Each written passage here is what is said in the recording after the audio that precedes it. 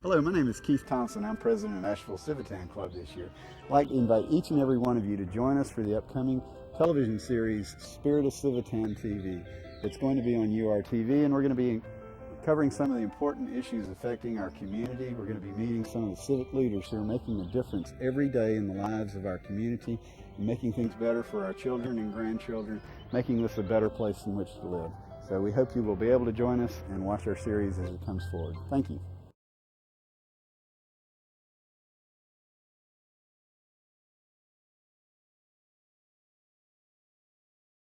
So I'd like to introduce to you Alan Johnson. Sure.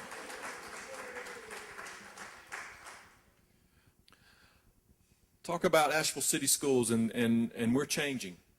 The changing economy right before our eyes. Whoever thought that we'd have gasoline at $3.20 per gallon?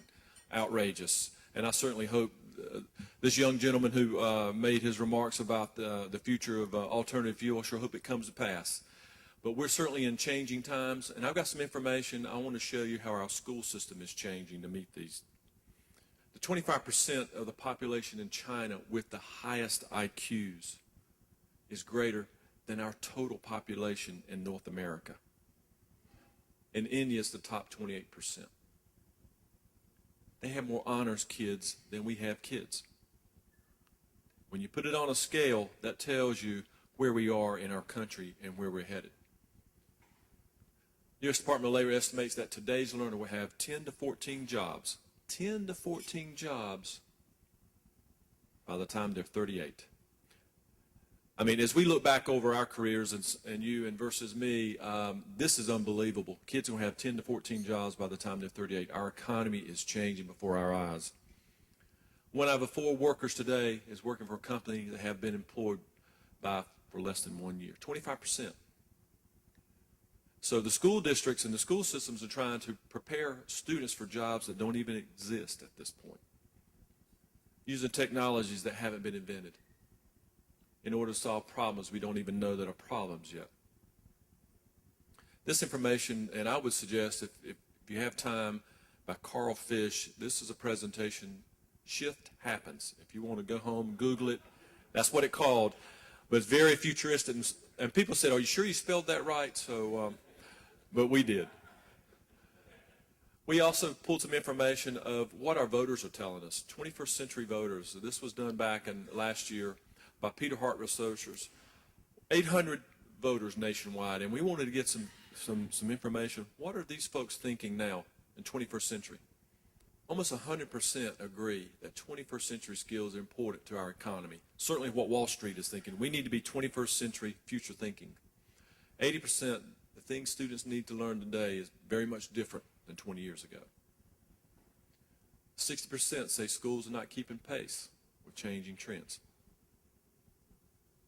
Voters have shifted away from back to basics. You know, in a period of time, there was a lot of thinking that, well, if the school systems will just teach the basics, then we will be fine in our economy. That's not what the voters of today are saying. The number one fundamental gateway skill is reading comprehension.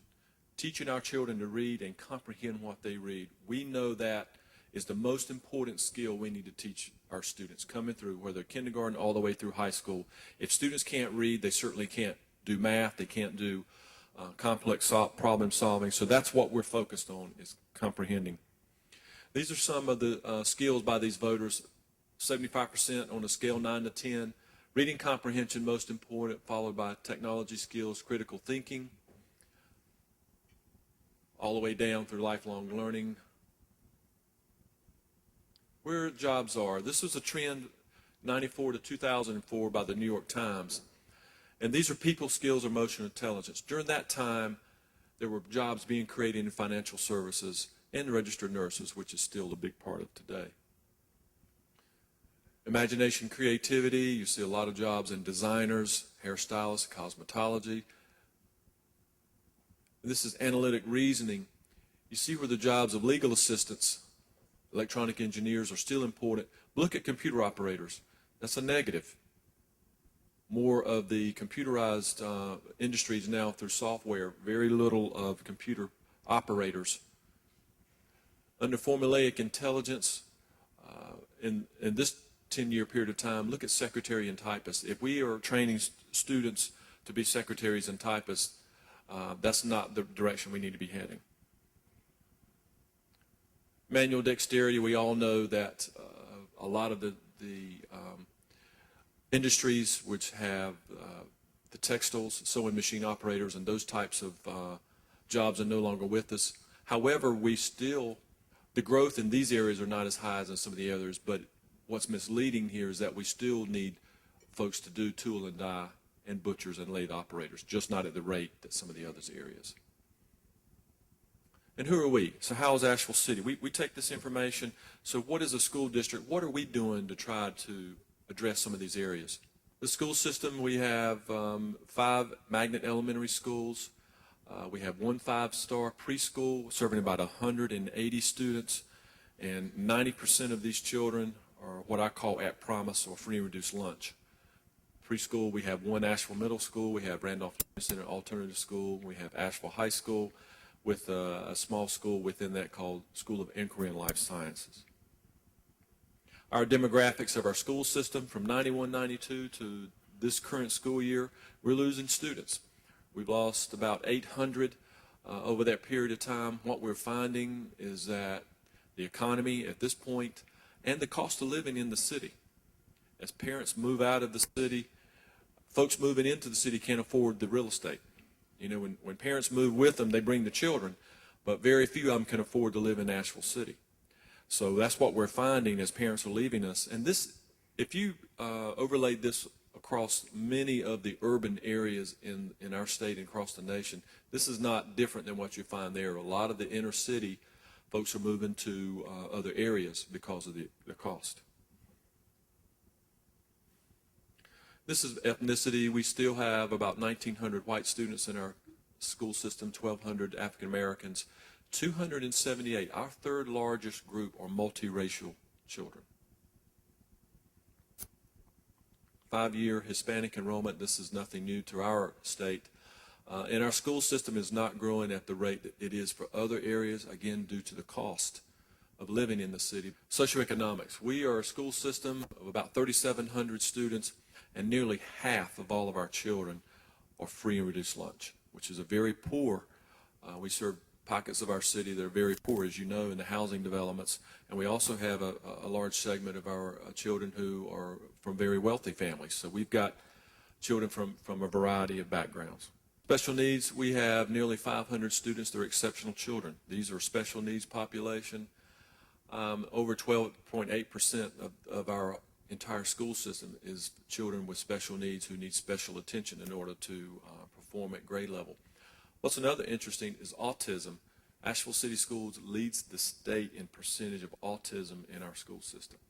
We lead the state in the percentage. It's usually us and Chapel Hill. We have a number of folks in our school system, and this is what we do. We take the additional resources we get and the funding, and we hire people to work with these children.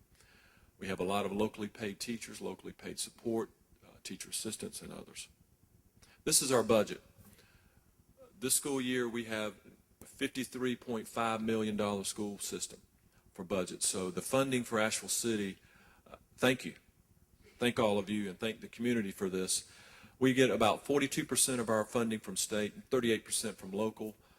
Very high percentage of our funding comes from the local community. Federal about 13%, and our fund balance is 6%. If you would take the average school system in North Carolina and overlay it on that, it's going to look very different. Most school systems in North Carolina receive about 70 to 75% of their funding from the state, and we receive 42%. So and their local funding is somewhere around 10%. So we're able to do a number of things in our school system to address the needs of our kids that others cannot. And this is by how do we spend it? You can see nearly 73% of that $53 million is spent on salaries, benefits, and hiring folks to work with students. And changing. How are we changing in pre-K? We know if we start these children early and we can get to them when they are developing, they're going to be able to be at grade level once they get into the school system and go on and graduate from high school. It's a great investment. In our preschool, this is one of our children. We have infants. We have children there who are 3 months old at our preschool that we are trying to develop and encourage and nurture, working with their parents. Many of them come from unwed mothers who are children, who are students at our high school. What about elementary schools? How are we changing? This is our proficiency. This is something that we're proud of in the fact that we continue to improve. The yellow bar is North Carolina, and the red bar is Asheville City Schools for this past school year. And in every ethnicity, whether it's black, Hispanic, multiracial, or white, we're outperforming the state average in reading and math, grades 3-8. Achievement gap is something that we're continuing to work on. In the bottom left corner, in grades 3-8 and 05, the achievement gap, Asheville City is the blue bar and North Carolina is the yellow bar. You can see about 6 points different. 5 in 06, we gained a little bit and the state gained. But in 07, we narrowed our achievement gap while the state increased. That's very unusual for us to make that much progress while the state's gap increased. In math, on the other top right, it was a new math curriculum put in place and a new math test in 06. Therefore, you see some change in the amount of the scores and the discrepancy in the gap because of a new test. But basically in 06, the gap in Asheville City was 44 points in math and it was 32 in the state. But you can see this past year, we reduced it by 7 points and the state went down 1 point. Our goal is to continue to be improving more than the state. In the past, we were most school systems, as was noted on the chart before, just teaching the basics and they'll be fine. And this is what we concentrated on, was a lot of worksheets, trying to do those things. But we're no longer a worksheet factory. Now we're using calculators. What we're encouraging our students to do every day and when they're in school is that to use that calculator. Have it on your desk, use the calculator until the teacher tells you to put it aside, because we want them to be able to calculate in their head as well. But we encourage them to use the calculator until the time we tell you to do your math problems without the calculator. These are some of the things that we're doing. Thinking mathematically. It's no longer just calculations, it's problem solving. Asking about mean, median, and mode. This is 4th grade. Very much changed from the old worksheets. Exploring data. You know, if you're going to the grocery store, collect your grocery ads from different store or visit them in person. Select common items and compare prices. I mean, that's what we do as consumers. That's what we're trying to teach our kids. Writing, very, very important part. We want our students to be able to write and write well. This is a prompt of a 4th grader. You have met many children at school or in your neighborhood with whom you've enjoyed spending time. Choose one friend and tell a story about a time when you enjoyed this friend. And this is supposed to be a finished product in 70 minutes. Time test. Healthy. We're trying to push and know the importance of healthy. Eat better, learn better. And at Dixon, we've got a salad bar that we're offering children as an alternative. The kids can go to the salad bar versus going to the other line for food. Healthy, eating healthy, free fruits and vegetables, a program at Hall Fletcher. We're participating in a federal grant at Hall Fletcher, which allows students to come and pick up fruit throughout the day. Energizers during the classrooms. We're trying to make sure kids are being active, so teachers are taking part in the classrooms, trying to get the kids engaged. This is a project that 2nd graders performed while they were looking at, and this is a book. Stone Soup is a book, and what we're trying to do is to try to get kids to look at this and participate in group projects and research models. It's getting kids actively involved in it. Rather than the students taking the book and reading it by themselves and then writing a paper on it, they get together as a group and they do projects, project-based learning. These students created nutrition books. They designed a healthy living website. They did presentations to the parents. The parents came in and helped cook some of the soup, which was an example in the book. And as they did that, the parents had to pay a couple of dollars to come in for the soup to pay for the cost of it. Another goal is 21st century professionals will teach and lead in our school system.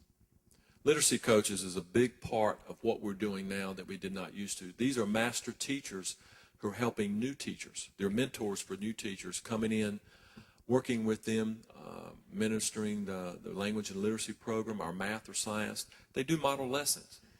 These are very organized, well-respected teachers who are working with our new teachers to make sure that they are getting what they need.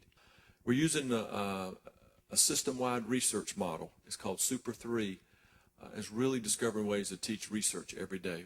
So we want our students, regardless of what school you're attending, and when you go to the middle school or high school, there's a consistent way of problem solving and doing research. Communicating your thinking. See, these are some of the topics. Worthwhile task, writing a story, making a map of your story. Another way we look at it is retelling a familiar book that you've read. Some technology. We have it's one thing we've been working on for the past 5 years. We have really increased the amount of technology in our school system. Promethean boards, which are very interactive, that you see standing here. The teacher can have her computer screen displayed on the board. She can Google search from that screen where she's at. She can write on it. She can then copy it and give it to students who were absent if there were notes that were taken on the board. It's just amazing the amount of technology and what we're able to do. 5 interactive sessions. This is one on this past December 5th. These are the sessions that we did on writing, teaching our teachers how to teach writing to our students. So it's really providing new ways of instruction for our teachers to then teach our kids. That's what we're trying to do. This is the high school model of the Big Six. This is the research model that we're teaching secondary schools. A use of a graphic organizer, how to organize your topic. And we know in writing and in research it's very important to get a hold of your main topic and your thesis, and then how do you organize and research around it so you can develop your thing, your topic. Middle school. How's middle school changing? Our number one goal in our school system is to produce globally competitive students. That's what we're about. And we're doing that through PADEA, which is a type of instructional model from really didactic, from where the teacher's standing in front of the room giving much of the instruction to students. It's called inquiry and project-based learning.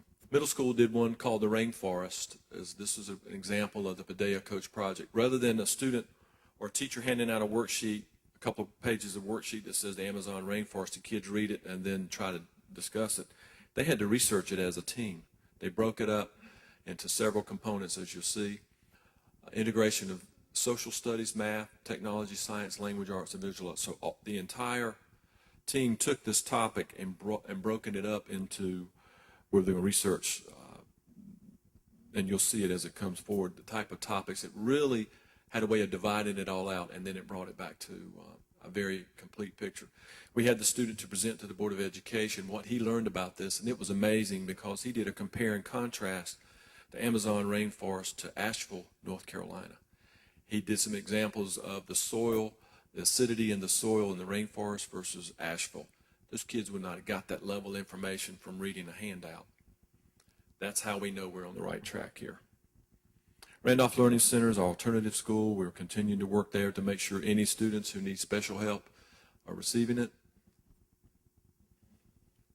Our high school, district leadership will guide innovation and continuous improvement. And I think that's the main message I want to leave with you today, is that we think we're a very good school system, but we know we've got to get better.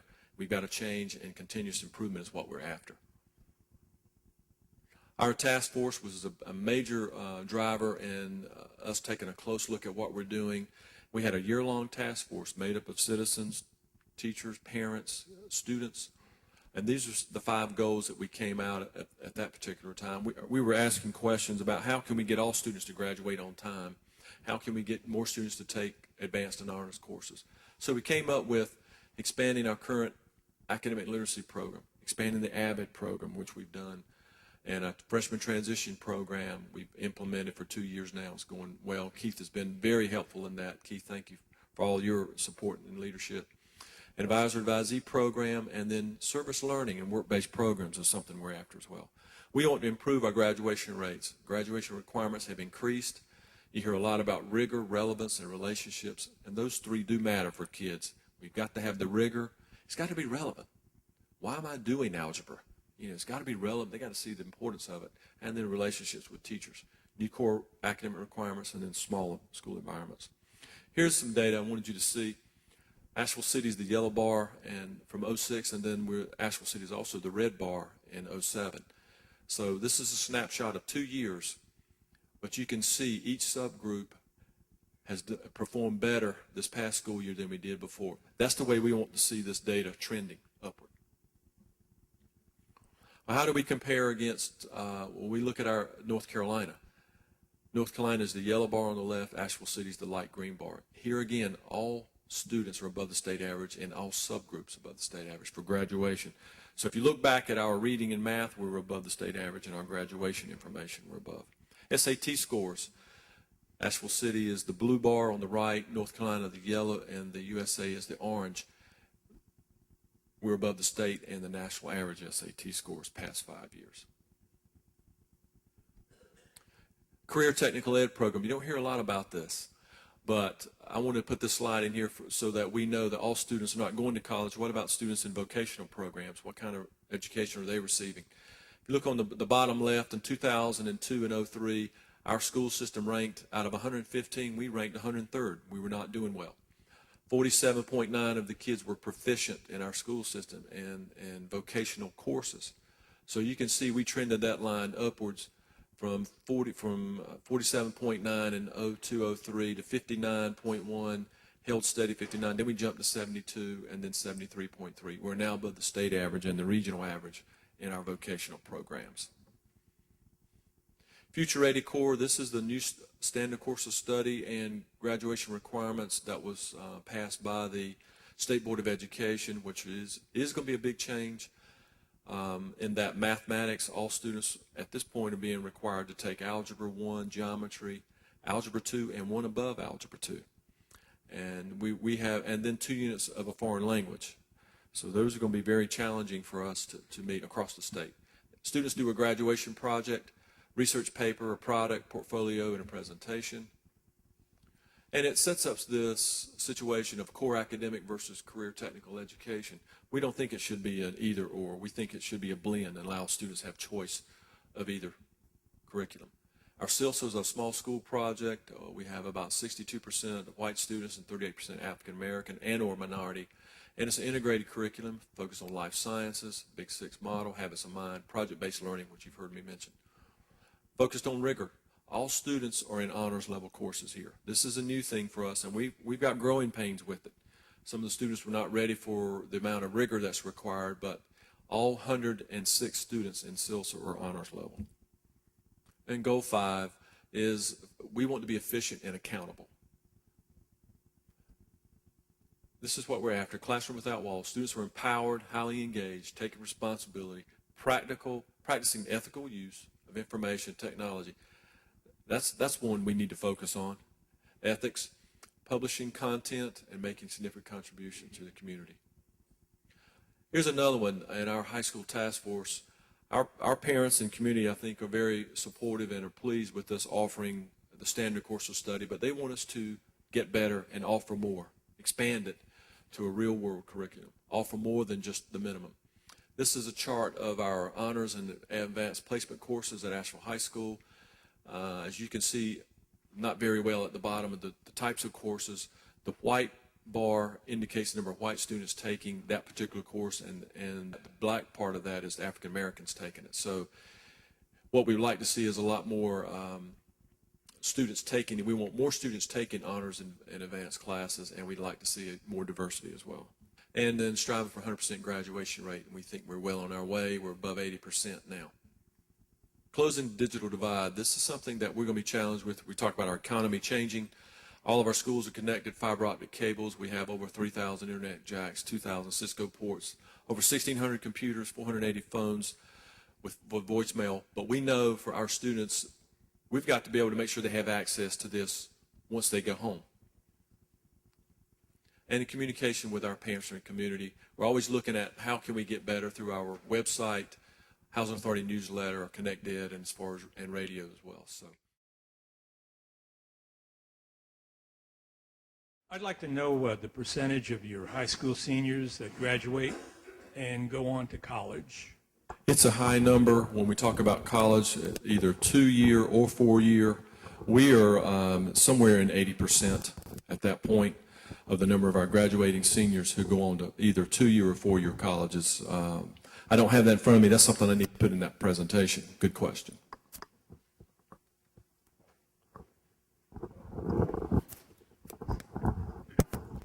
Do your teachers in math, say, have math degrees, and your science teachers have physics or chemistry degrees, and English, which is the way it used to be years ago? Good question. Yes, they do. And that is an area that I'm sorry to say is becoming more and more difficult to find teachers with these degrees. Science degrees, physics degrees, biology degrees is becoming more and more difficult. But yes, our teachers who are teaching mathematics, who are teaching calculus, have master's degrees in mathematics. And the teachers who are teaching chemistry and physics and biology have master's or biology, or have their business degrees or bachelor's degrees rather in science. So they are certified by North Carolina. Now, that's not to say that you will not find teachers, lateral entry coming in who could have some other areas, but we know it's important, and we've been fortunate. Asheville's been very fortunate to be able to find teachers with these certifications. There are school systems and school districts in our state that can't find them. And I'm not sure where all that's headed. We're going to be more online kinds of things, I believe, in the future to make sure these kids are being taught by certified, qualified teachers. Appreciate it. And guess what I'm going to do? You ready?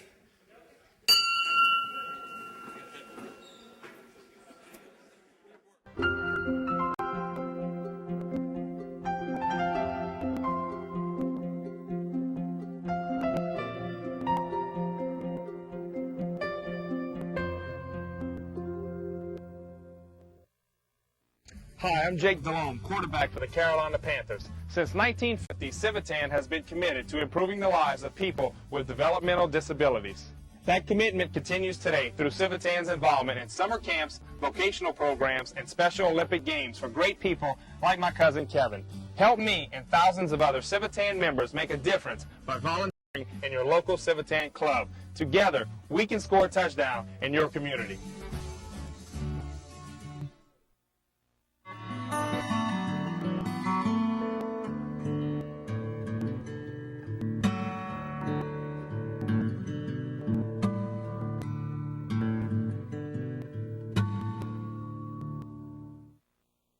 Hi, I'm Jake Delhomme, quarterback for the Carolina Panthers. Since 1950, Civitan has been committed to improving the lives of people with developmental disabilities.